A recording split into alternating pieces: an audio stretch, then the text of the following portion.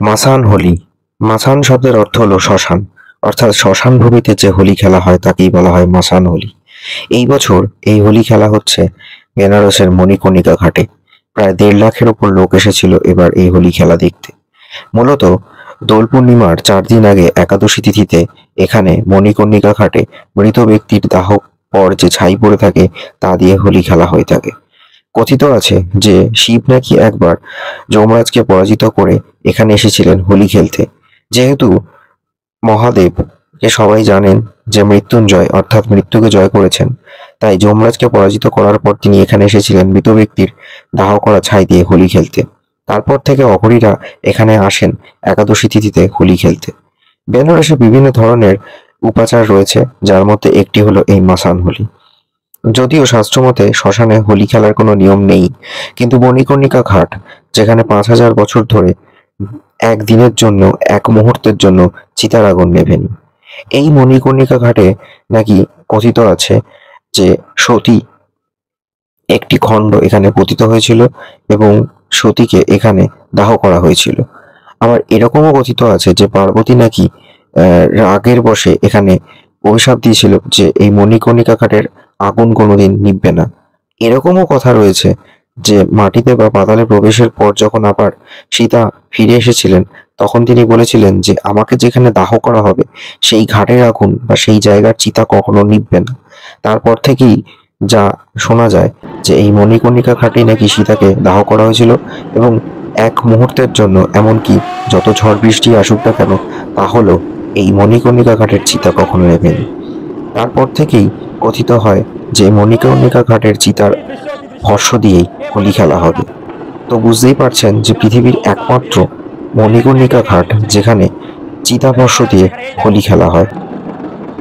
এখানে অঘরীরা যখন আসেন তখন সেই মুহূর্তে যখন কোনো দাহ করার জন্য সব আসে এই ঘাটে, সেখান থেকে অঘরীরা কোনো একটি দাহ করার আগে শবকে বা মৃতদেহকে সিলেক্ট করে বা নির্ধারিত করার পর তার গঙ্গা স্নান করানো হয়। তারপর সেই মৃতদেহ দাহ করার পর সেই ছাই দিয়ে তারা আবির মিশিয়ে রং খেলেন। এবং এখানে দেখতে পাচ্ছেন যে একটি মূর্তি নামানো হচ্ছে, তাকে বলা হয় মাসান বাবা, অর্থাৎ শ্মশানের বাবা। তাকে পুজো করা হয়। তারপর বহু মানুষ মেতে ওঠেন এই শ্মশানের ছাই দিয়ে হোলি খেলতে। গত বছর প্রায় 60,000 লোক এসেছিল। এবছর নাকি সংখ্যাটা প্রায় 1 লাখের ওপর। পুলিশ প্রোটেকশন দিয়েও নাকি ভিড় কন্ট্রোল করা যায়নি। এখানে দেখা যাচ্ছে যে এই মাসান বাবার মন্দির থেকে তার পুজো করা হচ্ছে। পাশে শিব ঠাকুরও আছেন, তারও পুজো করা হচ্ছে। শিব, যিনি ভূতনাথ, অর্থাৎ ভূতদের নিয়ে তিনি থাকেন, শ্মশানে তিনি তপস্যা করেন। তার পাশেই রয়েছে বাবা বিশ্বকাশীনাথ এবং কাশীর বিশ্বনাথের সাথেই লাগোয়া রয়েছে এই মণিকর্ণিকা ঘাট।